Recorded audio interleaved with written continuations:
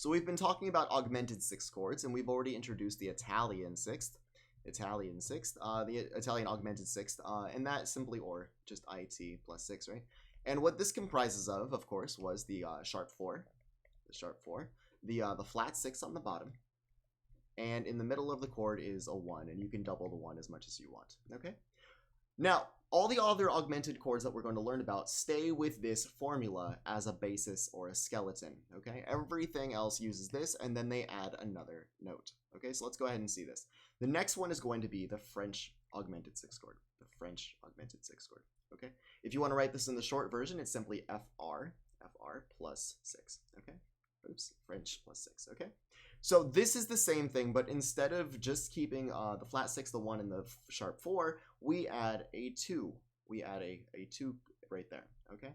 So usually, or I guess you could technically do it below, okay? Somewhere in between. But remember, the sharp 4 and the flat 6 have to be on the outside. Have to be the sharp 4 on the top, the flat 6 on the bottom, okay? So let's go ahead and see this one in action. Again, we're in C major, just because we want to keep it simple.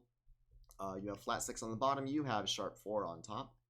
Your 2 will go here, and your 1 will stay where it was before. Okay, so there is our French augmented sixth chord. Remember, if we get rid of this note, if we get rid of this one, then that's an Italian, but with this note, because it's the second scale degree, we're adding it in to make a French augmented sixth chord. Okay, the French augmented sixth chord sounds like this. And I'll make a note on it in a second, but what I want to show you is how it resolves, okay? So just like before, just like the Italian, this can go out, or they have to go out. So the flat 6 and the sharp 4 have to go out to 5.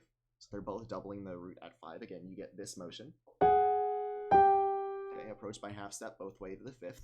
Really sets up the 5th nicely. If you want a 5 chord, this is where you have two different versions. So let's go ahead and write the other one over here. Sharp, and a flat, and a flat, and a flat, and a flat. C right there, and then D in the middle there. Okay. So this is exactly the same chord. We'll just see a different way of resolving. Okay. So they both go out to 5. This is the same for this one as well. That doesn't change. Okay. So and then just like we had with the Italian, you have the 1 going here. I'm sorry, the 1 going down to, we're going to do this one first. 1 going down to the 7th, and then the 2 can just stay where it is. Okay? So that makes it really simple. This one simply goes down, everything else moves down. This one stays the same. Maybe it will be really clear even if I were to bridge this gap right there. Okay? So you got that note staying the same. Maybe I could do this. That looks like I'm crossing it out. Okay, those stay the same, right? Okay, so here, same thing. The sharp 4 and the flat 6 go out, but the 1 is going to stay now. The 1 is going to stay constant, so now this one's staying the same. And then the 2 goes up to 3, like this. Okay?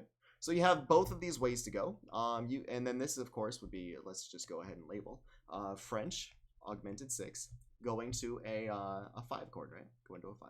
Or you have French augmented 6 going to a 1, 6, 4, just like we had before. Okay? So for most of the augmented 6 chords, you can go to one of these two options, okay? And that kind of just works out nicely. So either way you want to go. An interesting thing about the augmented 6 chord is it sounds very much like it's from the whole tone scale, and that's because it kind of is. If you were to respell this chord, if you were to respell the A flat here into a G sharp, you do have a lot of, you have the F sharp at the top, but we can go ahead and throw it down here.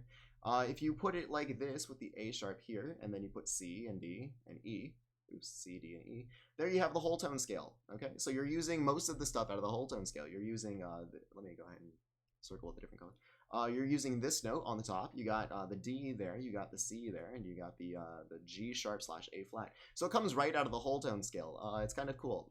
Not many chords are built out of whole tone stuff other than like the augmented triad. Okay, so this is kind of an augmented triad. There we go. So the French augmented 6 chord sounds kind of cool. So let's go ahead and listen to these resolving. If I were to take the French and go to the 5th chord, just like that, or if we take the French and go to the 1, 6, 4. Okay, so they set up your 1, 6, 4, your 5. Again, they're subdominant functions, subdominant functions, right? Because you're going to use them to set up your dominant chord. Okay. Okay, so again, instead of using, like we said before, you could take 1, 6, 4, and 5, like this. Instead of using this 4 chord, which might be a little boring after a while because everyone does this, you can cross this out and go ahead and throw instead of the Italian, maybe we had the Italian before, now you can just go ahead and use the French augmented 6 chord. Okay, so this is ways you can spice up your music, sound a little bit more interesting. And again, these were really popular in the Romantic and Impressionistic periods.